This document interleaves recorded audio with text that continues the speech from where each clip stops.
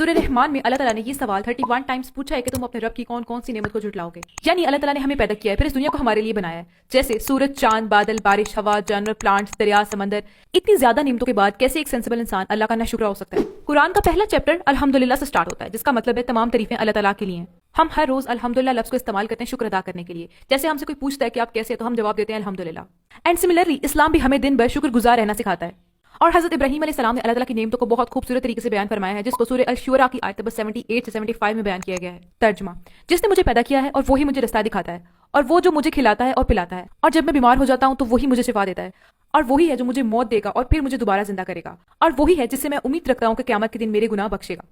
और हजरत सुलेमान की एग्जाम्पल है कुरान पाक में, जिसको सूरह नमल की आयत नंबर 19 में बयान किया गया है। तर्जुमा: ए परवरदिगार, मुझे तौफीक अता फरमा कि मैं शुक्र अदा करूं तेरी इस नेमत का जो तूने मुझे और मेरे वालिदैन को अता की है, और ये कि मैं अच्छे अमाल करूं जिनसे तू राजी हो, और मुझे दाखिल करना अपनी रहमत से अपने नेक बंदों में।